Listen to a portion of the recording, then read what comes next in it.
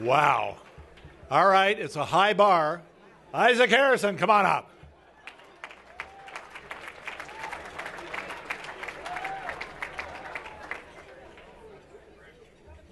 Wow, what a tough act to follow. I'm Isaac Harrison. So, how gullible do you honestly think people are? Some people believe that it's anyone that watches CNN. However, 18th century Earl of Chesterfield thought differently. This rich playboy had made a bet with his friend that he could get a whole group of gullible Brits into a theater. Now, he circulated pamphlets advertising that for one night only, there would be a free magic show wherein a magician would jump into a bottle and be carried around the room by the audience, with the little man singing body bar songs inside of the bottle. Suffice to say, the theater was packed, with people waiting expectantly for the show. They waited and waited. No magician. Finally, they got so impatient that some people did something. Lies, insults, and interesting pranks are nothing new, particularly when they are addressed against American leaders. By looking at past precedent, current predicaments, and future precedents, we can understand more about our commander-in-chief and can hopefully see how we as Americans should respond when he is insulted. Now, to fully appreciate the extent of our national pastime, let's go back to the toothless bigwig himself, George Washington. This famed general was immensely popular with the people, however, became decidedly less so whenever Congress passed a law taxing whiskey.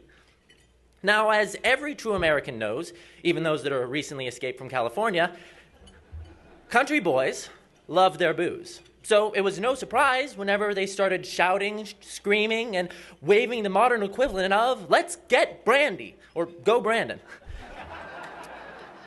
Now, the response to this small fringe with unacceptable viewpoints made many people unhappy. And while Congress may never have called George Washington a lying, dog-faced pony soldier, they did insult him in other ways, questioning his patriotism, military competence, and integrity.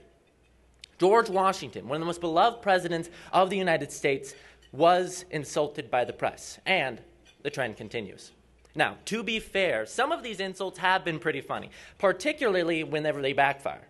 When asked about his age, Ronald Reagan responded, "I will not make age an issue of this campaign. I will not endorse anything or condemn my opponent's youth and inexperience."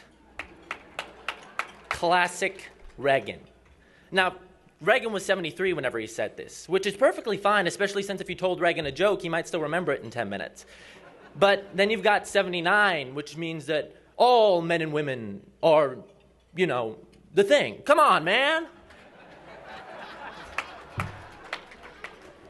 Now, I don't have anything against insults or old age. I don't care if you claim that you marched in the civil rights movement, brag that you graduated at the top of your law school, or that you're just a teenage lifeguard standing up to a gangster named Corn Pop while you get your hairy legs rubbed. Roast away. But it's lies I can't stand, because lies lead to fraud. Fraud leads to double standards, and double standards lead to hypocrisy that even Governor Newsom can't mask over.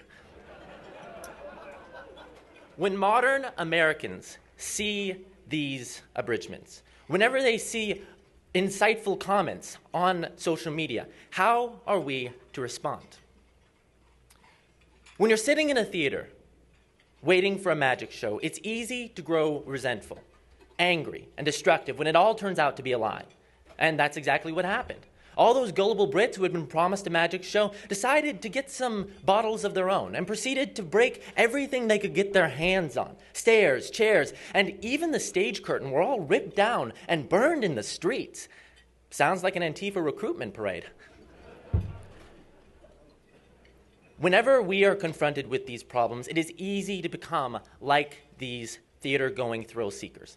However, we can be better and should instead emulate the words of George Washington when he says, "I hold the mantra no less applicable to public than to private affairs, that honesty is the best policy."